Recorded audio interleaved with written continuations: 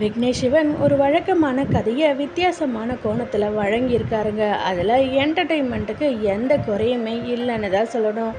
காதலுக்கும் டெக்னாலஜிக்கும் இடையேயான முதலே இந்த லிக் தொழில்நுட்பம் பல மடங்கு முன்னேறிய 2040 லவ் இன்சூரன்ஸ் கம்பெனி என்ற நிறுவனத்தின் மூலமாக மிகவும் பிரபலமாக இருக்கார் எஸ்ஜே சூர்யா அவர்கள். நட்போ காதலோ திருமணமோ எல்லாமே எல்லைக்கே சொன்னபடி தான் நடக்கணும் என மனித உணர்வுகளை எல்லாம் பிடுங்கி மிஷின் மயமாகவும் டேட்டா மயமாகவும் நகரத்தை இயக்குறாரு.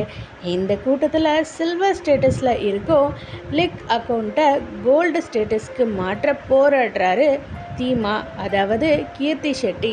இன்னொரு பக்கம் ஆர்கானிக் உலகத்தில் தொழில்நுட்ப வஸ்துக்கள் எதுவுமே தீண்டாமல் வளர்க்குறாரு வைஃப் வாஷே என்ற வைபவ் வாசுதேவன், அதாவது பிரதீப் ரங்கநாதன் அவர்கள். எதிர்ச்சையாக தீமாவை பார்க்குறோம் வாசுவுக்கு கண்டதும் காதல் வருது. பேசி பழகி காதல் வர சென்றாலும் தீமா வாசுவுக்கு குறுக்கிய ஆப் வடிவில் வராரு சூரியன்.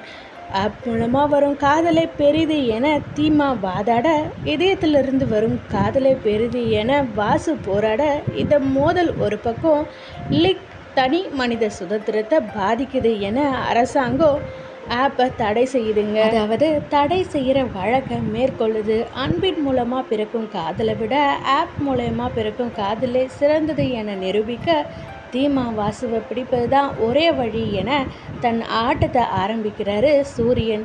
இதன் பிறகு தீமா வாசு இணைந்தார்களா, சூரியன் ஜெயித்தாரா என்பது தான் சொல்லுதுங்க மீதி கதை. விக்னேஷ் சிவன் ஒரு வழக்கமான கதையை வித்தியாசமான கோணத்தில் வழங்கியிருக்காரு.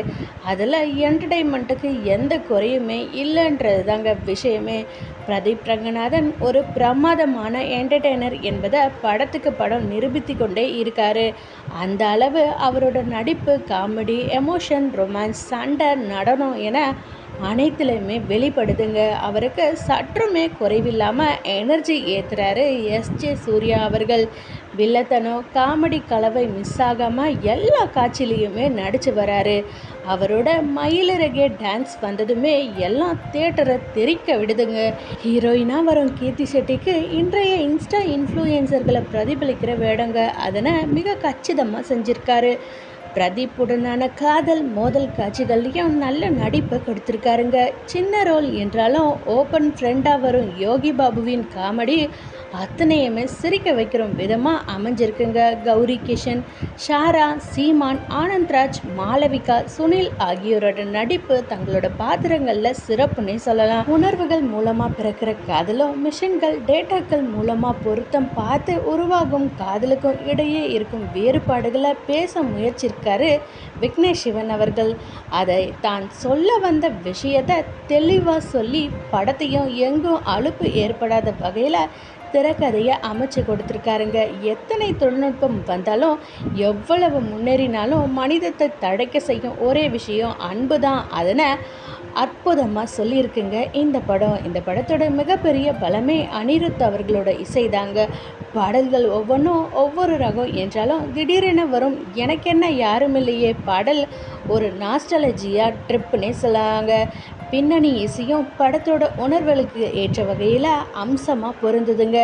ரவிவர்மன் ஒளிப்பதிவு எதிர்கால உலகத்தை காட்டுவதை தாண்டி கதாபாத்திர உணர்வுகளுக்கு முக்கியத்துவம் கொடுத்துருக்குங்க. பிரதீப் ராகவின் படத்தொகுப்பு பரபரப்பு கடைசி வரை தக்க வச்சிருக்குங்க. இந்த படத்தோட குறைகள் எல்லாம் பார்த்தா காட்சிகள் அனைத்துமே சுவாரஸ்யமாக இருக்குது என்றாலும் இன்னமும் கொஞ்சம் சுருக்கமாக படத்தை கொடுத்துருக்கலாம் அப்படின்ற விஷயமும் இருக்குங்க. சொன்ன விஷயங்களையே திரும்ப திரும்ப சொல்லி ஒரு கதை தேங்கிவிடும் உணர்வு போல் இருக்குது. எஸ்ஜே சூர்யா பாத்திரத்திற்கு மனிதர்களோட காதலுக்கு மேலே ஏன் வெறுப்பு வருது என்னமோ உணர்வு பூர்வமாக சொல்லியிருக்கலான்னு சொல்லுறாங்க. இது போல் சில குறைகள் இருந்தாலும் ஒட்டுமொத்த படமாக ஒரு பிளாஸ் என்டர்டெயின்மெண்ட் படமாக ஈர்த்திருக்குங்க இந்த எல்ஐகே, அதாவது லவ் இன்சூரன்ஸ் கம்பெனி. தாராளமாக வந்து படத்தை பார்த்து ரசித்து சிரிக்கலாம், சிந்திக்கலாங்க.